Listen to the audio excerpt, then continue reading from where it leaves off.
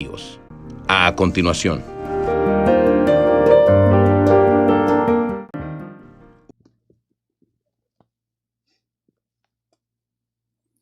¿Lo tenemos, hermanos?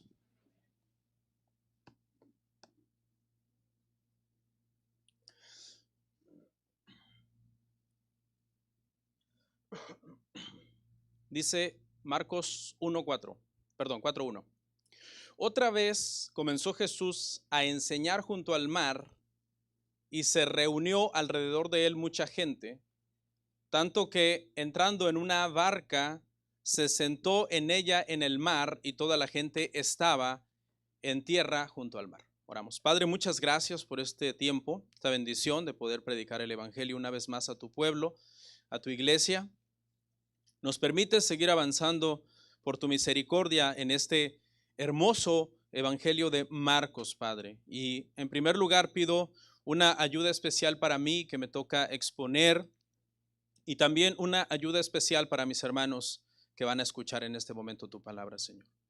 Que nada robe, Señor, la semilla que va a ser sembrada, que nuestros sentidos puedan estar prestos para asimilar, para recibir, para digerir tu palabra, Señor. Muchas gracias por este privilegio, Padre. Gracias. En el nombre del Padre, del Hijo, del Espíritu Santo. Amén. Pueden sentarse, hermanos. Nuestro tema, hermanos, el día de hoy se titula El Evangelio y 4 tipos de corazón. ¿Cuántos están listos para estudiar las Escrituras? Bueno, el pasaje el día de hoy, hermanos, habla sobre el predicador y las diferentes audiencias a las que se tiene que enfrentar con su mensaje. Habla sobre cómo hay mucha gente que oye el evangelio, escuche, mucha gente que oye el evangelio, la mayoría de esa gente no dan fruto, pero hay un grupo pequeño que dará fruto sí o sí, porque Dios los eligió para ser sus hijos y por lo tanto para ser fructíferos. Marcos capítulo 4, versículo del 1 al 20, lleva por título en mi Biblia la parábola del sembrador.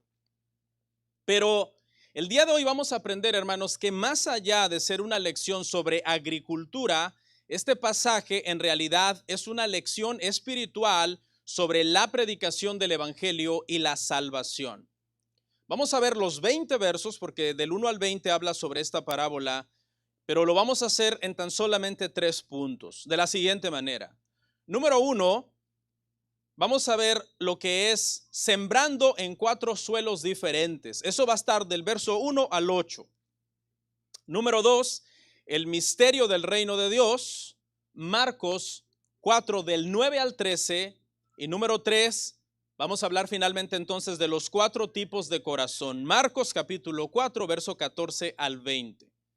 Vamos a ver, hermanos, el primer punto, y para eso le voy a pedir por favor que siga ahí atentamente leyendo conmigo entonces hasta el verso 8. Primer punto, sembrando en 4 suelos diferentes. Marcos 4, verso 1 al 8. Dice, otra vez comenzó Jesús a enseñar junto al mar y se reunió alrededor de él mucha gente, tanto que entrando en una barca se sentó en ella en el mar, y toda la gente estaba en tierra junto al mar. Y les enseñaba por parábolas muchas cosas, y les decía en su doctrina, oíd, he aquí el sembrador salió a sembrar, y al sembrar aconteció que una parte cayó junto al camino, y vinieron las aves del cielo y la comieron. Otra parte cayó en pedregales, donde no tenía mucha tierra, y brotó pronto porque no tenía profundidad de tierra. Pero salido al sol se quemó, y porque no tenía raíz, se secó. Otra parte cayó entre espinos, y los espinos crecieron y la ahogaron, y no dio fruto. Pero otra parte cayó en buena tierra y dio fruto, pues brotó, creció y produjo a 30, a 60 y a 100 por uno.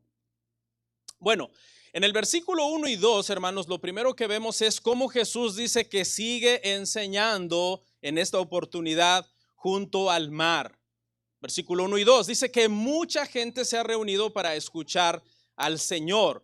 Y si usted se recuerda, estas reuniones ya se habían tornado un tanto peligrosas para la integridad física del Señor, y en esta oportunidad el Señor usa la estrategia de sentarse entonces en una barca, mientras que la gente en la playa lo está escuchando. De esta manera hay una barrera física natural de agua que protege de alguna manera al Señor. Dice que hay mucha gente, Jesús está enseñando, y nos dice el autor Marcos que está enseñando por parábolas. Una de las primeras cosas que quiero destacar en estos dos versos, el 1 y 2, es que a Jesús sabemos que le seguían muchas multitudes. Pero, ¿sabe una cosa? Las multitudes no siempre son señal de éxito. Cuidado, no se confunda. Muchas veces alguien puede decir, wow, aquella iglesia es tan grande, y pensar automáticamente que cantidad numérica o multitud significa éxito.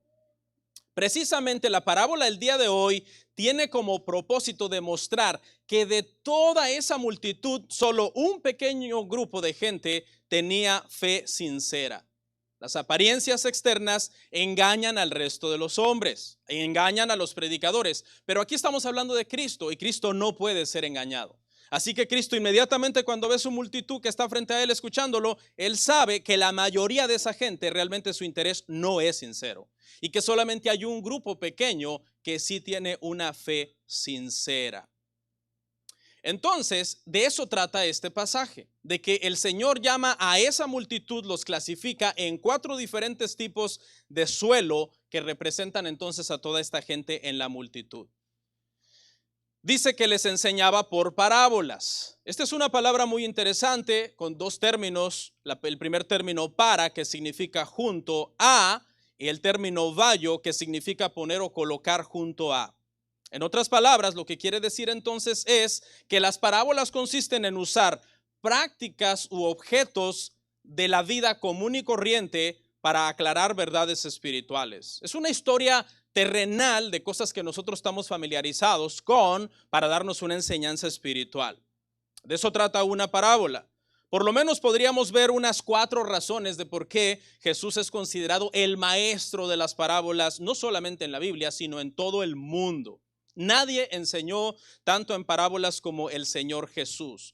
Por lo menos podríamos ver 4 razones. Número 1, eligió este método para facilitar que la gente le escuchara, porque eran reuniones informales. Por ejemplo, esta es una reunión formal y es raro que alguien se levante y se vaya. Es raro, sí sucede y muchas veces me ha pasado, pero es raro. ¿Por qué? Porque es una reunión formal. Pero en estas reuniones formales la gente no estaba obligada a quedarse y permanecer hasta el final. Por lo tanto, el método de la parábola atraía a las personas. ¿Ok? Esto despierta el interés. Cuando alguien te comienza a contar una historia, se despierta el interés y esto hacía que posiblemente las personas pudieran permanecer entonces hasta el final. La segunda razón que Jesús, hermanos, usaba parábolas era porque estaba siguiendo un método que le era familiar a su audiencia. Jesús le está predicando en su mayoría a judíos que están acostumbrados a ver parábolas en el Antiguo Testamento. En el Antiguo Testamento hay parábolas, está la parábola de la higuera en Isaías, está la parábola que Natán le contó a David para confrontarlo con su pecado, cuando le dijo había un hombre que tenía una corderita y vino otro hombre rico que tenía muchas y se la quitó. Todas esas eran enseñanzas parabólicas. Entonces el Señor le estaba hablando a personas que estaban relacionados con este método. Estaban acostumbrados a ello. Número 3, Jesús usó parábolas también porque la parábola es una técnica de poder hacer que algo abstracto se materialice y uno lo pueda entender mejor. Le doy un ejemplo. Por ejemplo, ¿podría yo pedirle a usted que me defina una definición técnica de lo que es bondad? Y usted comenzaría a batallar, ¿no? Bueno, tratar de buscar las palabras correctas para definir bondad, pero sería más fácil que usted me dijera, bondad consiste en que si veo a una persona que no tiene de comer, le doy comida. ¿Sí ve? Usted ya me ilustró por medio de una historia lo que usted me quiere comunicar. Un asunto abstracto de bondad se materializa por medio de estas historias y Jesús es el maestro en esta área. Y por último, la cuarta razón que el Señor Jesús usa parábolas también es porque pone a las personas a pensar, ¿no? Cuando alguien te comienza a contar una historia, inmediatamente tú comienzas a crear en tu mente un escenario y a pensar en las diferentes posibilidades, haciendo que nuestra mente entonces esté activa, no una mente perezosa, sino una mente activa. En el verso 3 dice, oíd, he aquí el sembrador salió a sembrar. Vea la imagen que utiliza el Señor, vea la parábola del Señor. Una sociedad predominantemente agraria está muy relacionada con esta imagen, con esta parábola. Inmediatamente al oír la historia, viene a la mente de las personas esta escena donde ellos docenas de veces han visto a un hombre cruzar los surcos de un terreno sembrando esa semilla. Lo sabían de primera mano. La parábola era ideal para enseñarles entonces este tema. Y luego, en el verso 4 al 8, vemos los 4 tipos de suelos entonces sobre los que cae esta semilla. Y vemos que primero dice que hay una semilla que cae junto al camino. Esta semilla vinieron las aves del cielo y la comieron. La segunda cayó en un terreno que tenía pedregales, no tenía mucha tierra, brotó pronto, pero por cuanto no tenía profundidad para echar raíz, se secó inmediatamente cuando el calor del sol la abrazó. El tercero cae en espinos, los espinos brotan a la par de este fruto y lo ahogan. Pero una parte cayó en buena tierra. Y esta parte que cayó en buena tierra es una tierra que da fruto abundante. Estos 4 suelos, hermano, es lo que yo estoy llamando en mi sermón 4 tipos de corazón con respecto al evangelio. Pensemos rápidamente un poquito en cada uno de ellos. Los de junto al camino. Los caminos en Israel eran secciones de tierra endurecidas debido al tráfico. El constante tráfico de personas sobre una vereda, sobre un camino, hace que la tierra se endurezca. Por lo tanto, la semilla que caía junto al camino, ¿qué pasaba con ella? La tierra estaba dura, no podía entonces penetrar en el subsuelo como para poder brotar y poder dar fruto. Venían las aves del campo e inmediatamente entonces se comían esta semilla. Esta semilla que caía junto al camino, entonces no tenía realmente mucha duración ni mucha esperanza. Número 2, la segunda semilla caía en los pedregales. Por lo general, las personas que van a sembrar miran una tierra y todas las piedras sueltas que están en el terreno tienen que ser quitadas, porque si no el arado no se puede pasar. Pero el error aquí consistió en que se confió en una capa superficial de tierra. Y luego, después de la capa superficial de tierra, venía una capa sólida de roca. Así que cuando la semilla se sembró en ese terreno, inmediatamente cuando la semilla en su raíz comenzó a penetrar y llegó a la roca, ya no había nutrientes de donde agarrarse, salió el sol sin poderse nutrir de la tierra, no tenemos que ser muy expertos, la planta se secó, la planta se marchitó. Los que están entonces sembrados en los espinos, que son los número 3, están compitiendo. El fruto está compitiendo con los espinos están tratando de absorber los nutrientes de la tierra. La otra planta también están compitiendo por eso y acaban entonces ahogando a la semilla, al fruto. Pero el cuarto lugar, hermano, son aquellos que son sembrados en buena tierra. Que esta semilla no es robada por las aves, el terreno es suave, es blando y se penetra. Las aves ya no la pueden encontrar tan fácilmente. Esta semilla no está infestada, hermano, de espinos que están compitiendo con ella por los nutrientes. No, está en un lugar suave, profundo, libre de espinos, rico en humedad y en nutrientes.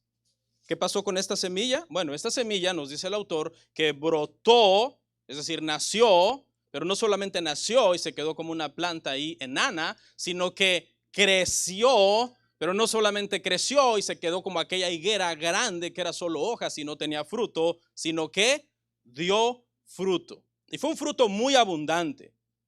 Agrícolamente, los israelitas o los judíos estaban acostumbrados a una cosecha de 7 a 8. Cuando la cosecha era 10, se consideraba una cosecha exuberante, muy abundante. Pero aquí el autor nos dice que es una cosecha, hermanos, extraordinaria prácticamente. Del 30 los que dieron menos, 60 y 100 los que dieron más. Todos en esta tierra dieron frutos en abundancia, en la buena tierra. Incluso los que dieron menos, el 30%, dieron mucho comparado con lo que era el promedio, con lo que se esperaba. ¿Qué podemos ver, hermanos, en este primer punto entonces, en este punto número 1? Podemos ver, hermanos, número 1, que se sembró la misma semilla en 4 campos diferentes.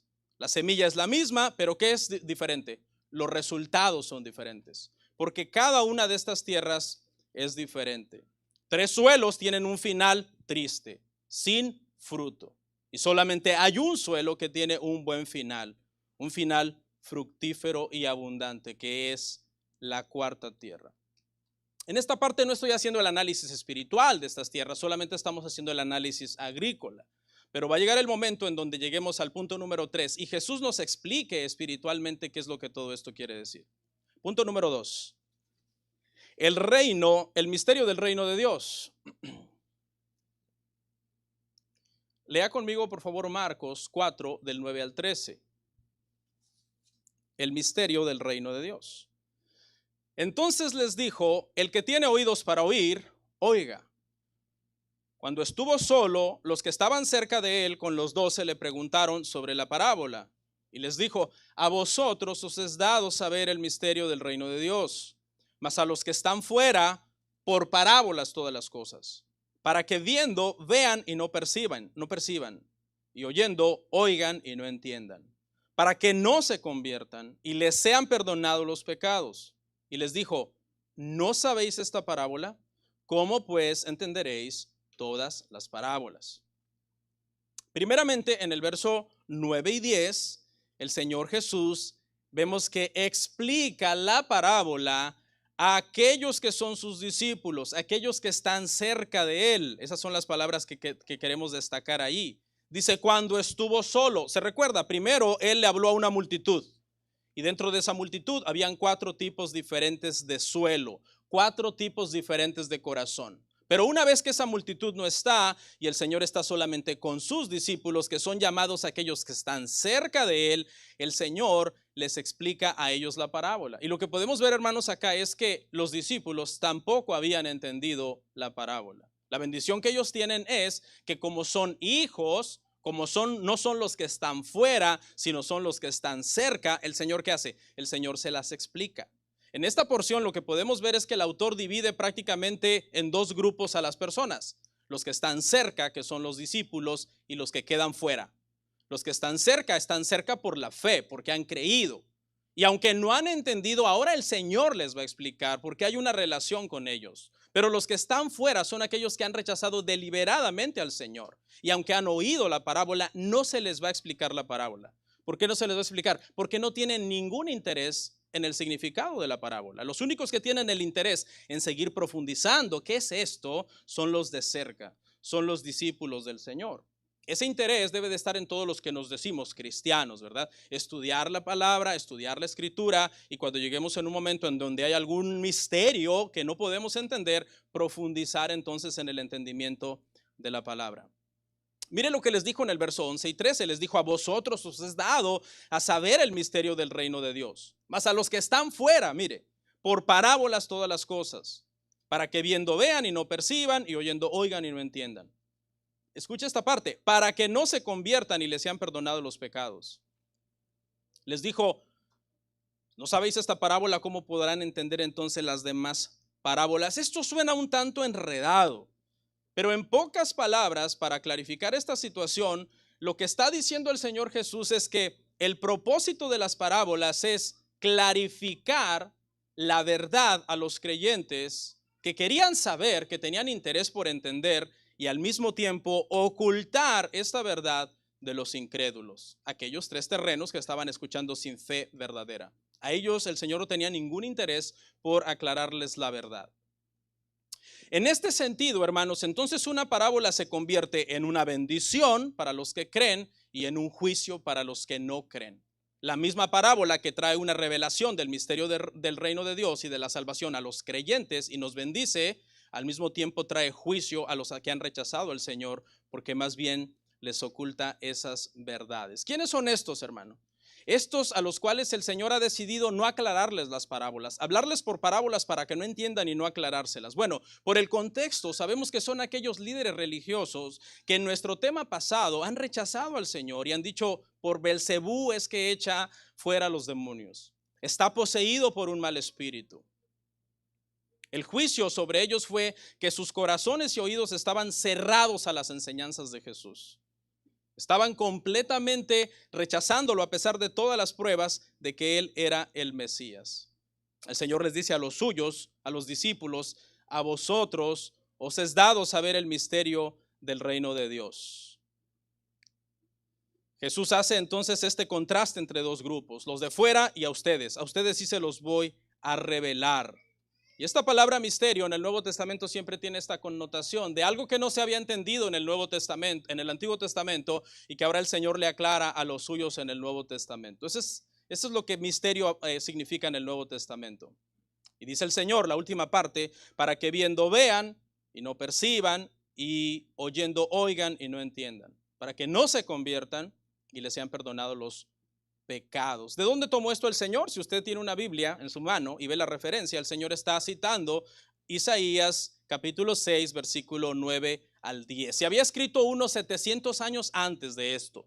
¿En qué contexto había escrito esto Isaías? Lo había escrito en el contexto de que estaba llamando al pueblo al arrepentimiento. Les decía: arrepiéntanse, porque si no se arrepienten serán llevados cautivos por los babilonios. Y llegó un momento en que ellos decidieron no creer más y dijeron: no creemos. Y entonces el Señor dijo: ok, entonces su corazón será endurecido porque ustedes han decidido no creer y serán llevados cautivos entonces por los babilonios. Jesús aplica ese endurecimiento que en los tiempos de Isaías el pueblo tuvo en contra de Dios, y dice el Señor que está encontrando ese mismo endurecimiento entonces en estos líderes religiosos de sus tiempos en Israel. La misma palabra entonces que ilumina a unos, aquellos que les es revelado el misterio del reino de Dios, endurece a otros. Alguien dijo que la palabra de Dios en este sentido puede ser como la luz del sol. La luz del sol, cuando calienta, endurece el barro, pero derrite la cera. Y es verdad.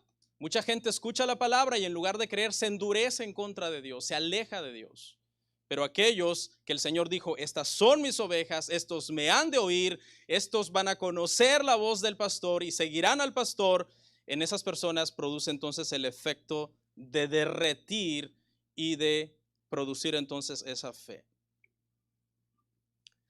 Jesús no rechaza a los que vienen a él con fe, eso lo sabemos. El que a mí viene, dice el Señor, yo no le echo fuera, sino a los que lo odian a pesar de la evidencia abrumadora de ser el Mesías.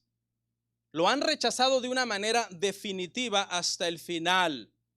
Entonces el Señor dice: les hablaré solamente de hoy en adelante por parábolas, para que no entiendan, para que no vean, para que no crean, para que sus pecados no les sean perdonados. Es que ellos han rechazado entonces al Señor, y por eso el Señor ahora no les va a revelar el misterio del reino de Dios.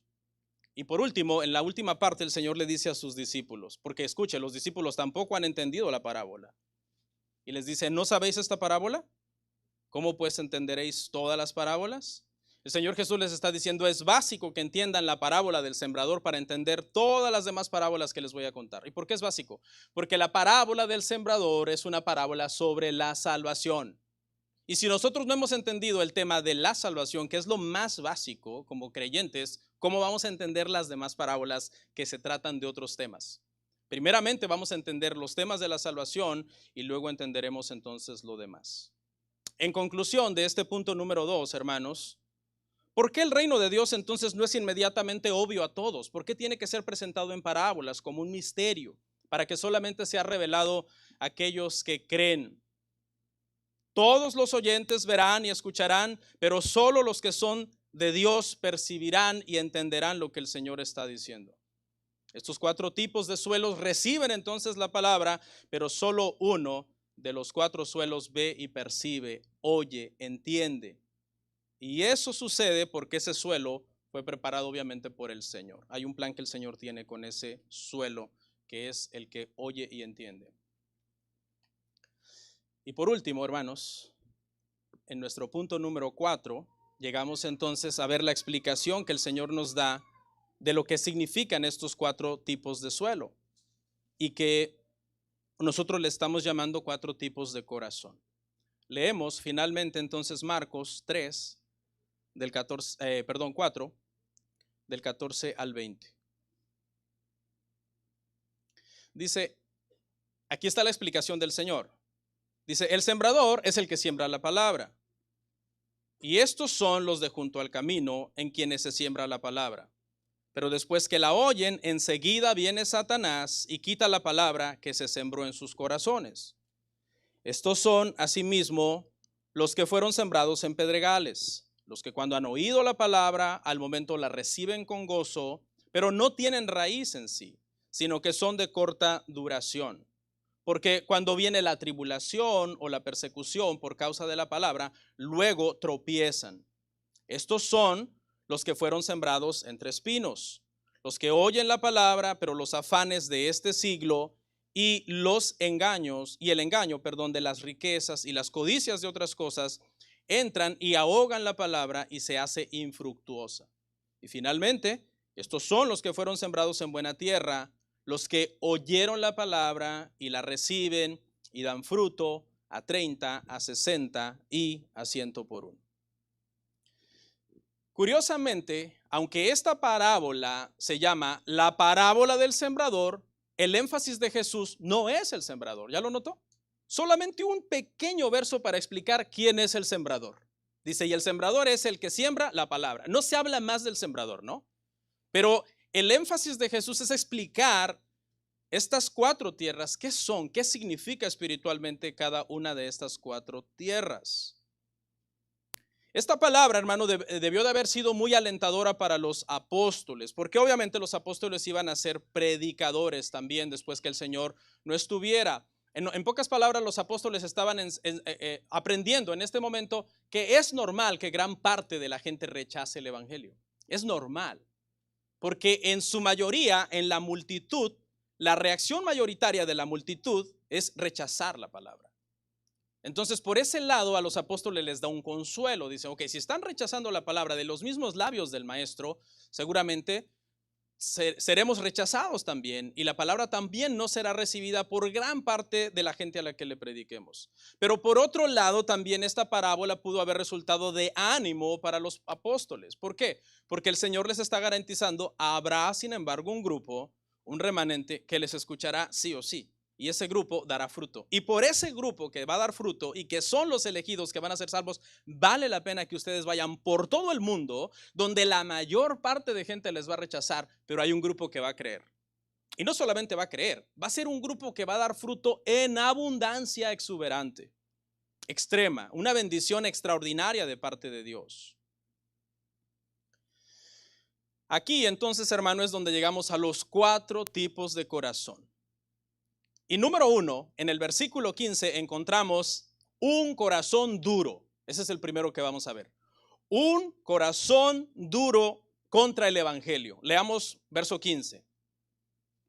Y estos son los de junto al camino, en quienes se siembra la palabra, pero después que la oyen, enseguida viene Satanás y quita la palabra que se sembró en sus corazones. ¿Sí ve? Los de junto al camino son personas endurecidos, porque dijimos que el corazón está duro. La palabra cae, pero la palabra no penetra. ¿Por qué? Porque el camino ha endurecido, el tráfico de las personas ha endurecido el camino. Vienen las aves, que el Señor aquí nos explica que es el diablo, y roba entonces esa semilla. Por tanto, estas personas no van a dar fruto. Aquí la pregunta sería, ¿por qué estas personas tienen un corazón duro? Y la respuesta es, por su incredulidad. Estas son personas que continuamente han resistido al ministerio de Jesús. Desde que Jesús comenzó a predicar, han blasfemado en contra de él, lo han acusado de estar endemoniado, han visto todos los milagros y señales que ha hecho y no han creído. Han persistido hasta el final en que Jesús es un engañador. Entonces, ¿qué pasa con las personas que tienen este concepto de Jesús, que oyen el evangelio pero que no creen en él? Pasa lo que dice 2 Corintios 4:4. Satanás es llamado el Dios de este siglo, y dijo el apóstol Pablo en esa porción que le pone una venda a los incrédulos en los ojos para que no les resplandezca la luz del evangelio. ¿Usted alguna vez ha conocido a alguien así? Le predicas el evangelio y haz de cuenta que tiene como un caparazón así donde las palabras que le has predicado rebotan. No entran, pero ni lo más mínimo, ni siquiera se ponen a pensar, oye, fíjate que no había pensado en eso, que posiblemente Cristo sí murió por mí, o que posiblemente Cristo sí es Dios. Es prácticamente en automático rechazan la predicación. Estas son personas con un corazón endurecido. El diablo les ha cegado. Son personas tan duros de corazón, hermano, para el evangelio. Pero luego está el segundo tipo de corazón que yo le puse por título, un corazón emocional hacia el evangelio. Un corazón emocional. Verso 16 y 17. Marcos 4, 16, 17. Estos son asimismo los que fueron sembrados en pedregales, los que cuando han oído la palabra, al momento la reciben con gozo, pero no tienen raíz en sí, sino que son de corta duración. Porque cuando viene la tribulación, escuche qué es lo que les hace daño a estos hermanitos. Cuando viene la tribulación, cuando viene la persecución, por causa de la palabra, luego tropiezan.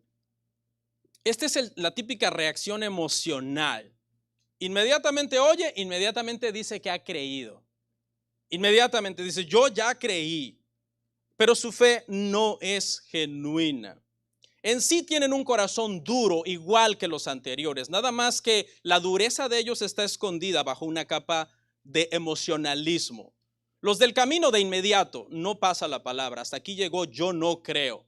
Los otros igual tienen un corazón duro, pero primero tienen una capa superficial de emocionalismo donde la palabra llega y tú jurarías que son cristianos porque están reaccionando emocionalmente. Por eso muchas veces vemos en la iglesia llorar y alguien dice, wow, qué tocada está esta persona por Dios. Y alguien dijo sabiamente que la salvación no consiste en llorar, la salvación consiste en arrepentirse de los pecados y cambiar, ¿no? Mucha gente se emociona y no es que las emociones sean malas, Dios nos las dio. Pero cuando se reacciona con un emocionalismo, las personas sale a luz que no son cristianos. ¿Qué es lo que saca a luz que no son cristianos? La prueba.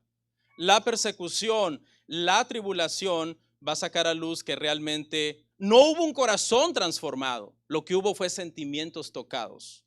Se tocó sus sentimientos, no se transformó realmente su corazón. No tienen raíz entonces, ¿no? Su famosa conversión es de corta duración, porque la raíz del emocionalismo llegó a un cierto punto y luego resulta que ya no hubo fruto. Viene la tribulación, viene la persecución por causa de la palabra. Y cuando viene la tribulación y la persecución, ¿qué hacen estos? Se sientan a calcular el costo de ser cristiano. Dicen, uy, ¿en esto consiste ser cristiano? Yo no sabía que esto me iba a pasar. Yo no sabía que consiste en negarme a mí mismo y hacer todas estas cosas y sufrir por el evangelio. En lugar de soportar entonces el sufrimiento, su fe decae y la prueba los aleja. La prueba saca a luz que era pura emoción. El verdadero cristiano, hermanos, es conocido en medio de la prueba. Ahí es donde es conocida la fe de alguien si es genuina, ¿no? Está pasando por una situación difícil, ya sea física, ya sea emocional, ya sea relacional. Póngale nombre usted a la situación difícil. ¿Y sabe qué hace esa prueba en el cristiano? Lo lleva a doblar sus rodillas, a leer su Biblia y a pegarse más a Dios. Tú dices, wow, el hermano ha crecido. Esa prueba vino y lo hizo realmente crecer, afincarse en Dios. Pero si tú quieres ver si alguien de verdad es cristiano, cuando viene la prueba, míralo cómo reacciona, ¿no? Se enoja, se resiente, se aparta. Tú dices, ok, mucha emoción. Y luego el terreno espinoso, el tercero, en los versos 18 y 19, que es el tercer tipo de corazón, que yo le puse un corazón dividido, un corazón dividido. Versos 18 y 19, estos son los que fueron sembrados entre espinos, los que oyen la palabra, pero los afanes de este siglo y el engaño de las riquezas y las codicias de otras cosas entran y ahogan la palabra y se hace infructuosa.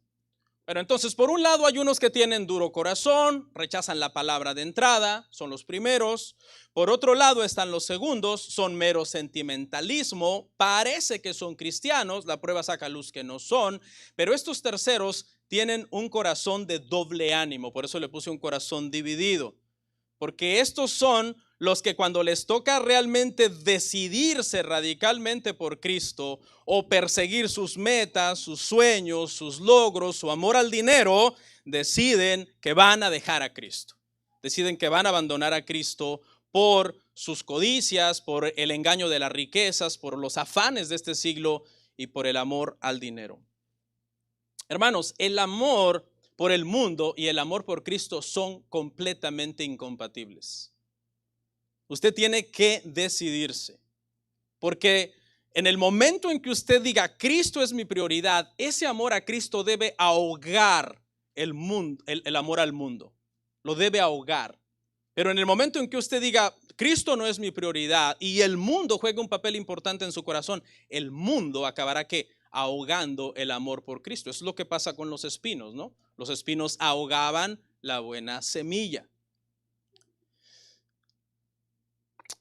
No se puede, hermanos, tener un corazón dividido. El Señor quiere todo de nosotros. El Señor dice, el que quiera ser mi discípulo, tome su cruz cada día, niéguese a sí mismo y sígame. Cuidado, hermanos, tenemos el día de hoy muchos intereses, muchos afanes, muchas cosas en que ocuparnos que puede estar compitiendo con nuestro amor por el Señor. Un corazón dividido, hermano, es un corazón que tarde o temprano acaba abandonando la fe y se acaba volviendo al mundo y a sus deseos. Y por último, los de la buena tierra. Un corazón correcto.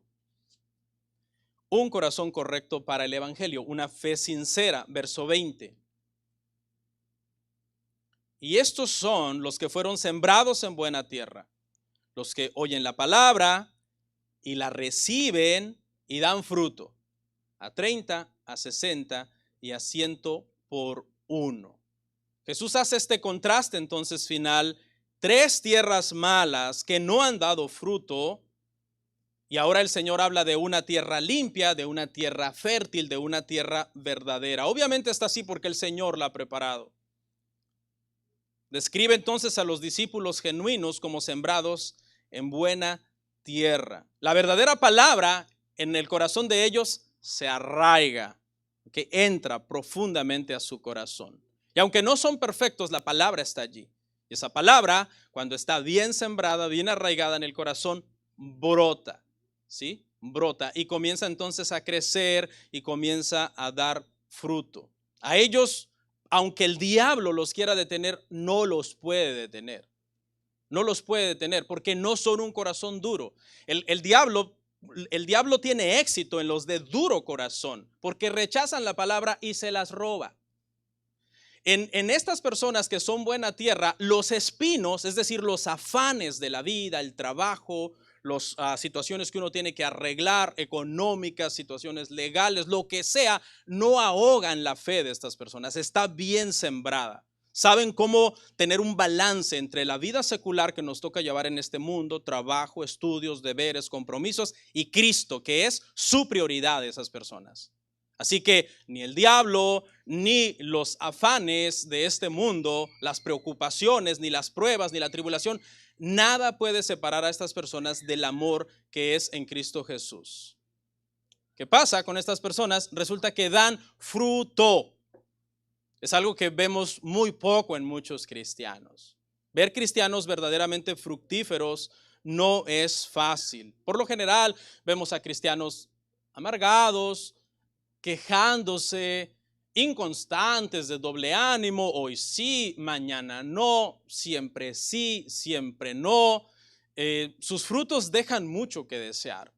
Pero encontrar cristianos constantes, que la semilla está bien sembrada, que Cristo es su prioridad, que van a dar frutos, que no están batallando como diciendo, ay, cómo me gusta el pecado, pero es que soy cristiano. ¿Y cómo le hago si no puedo?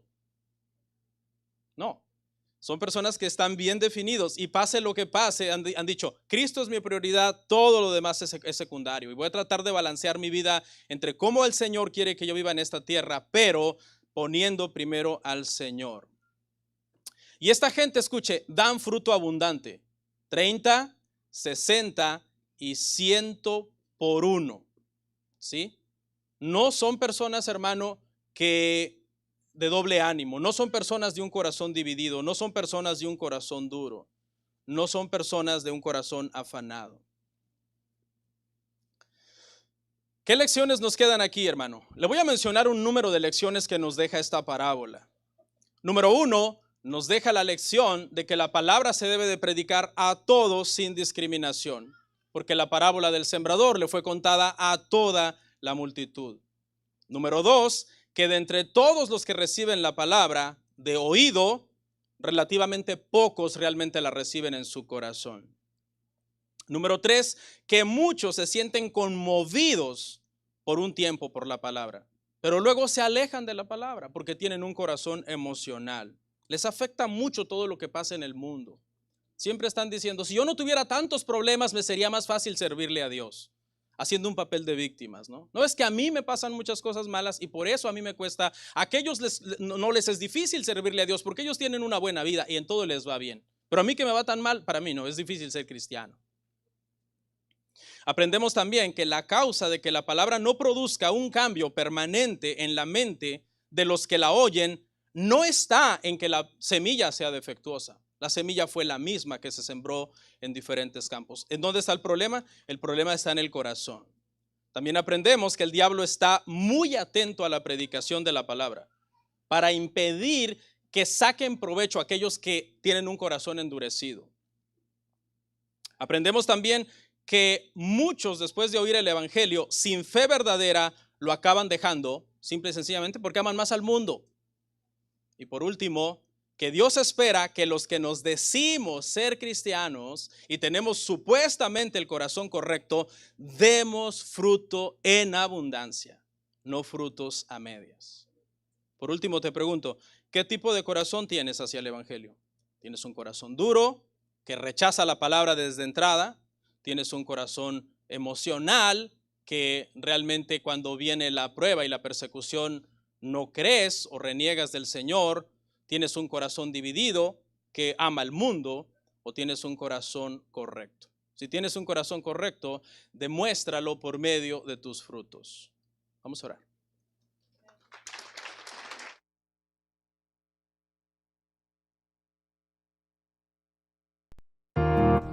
Comparte, suscríbete, dale like.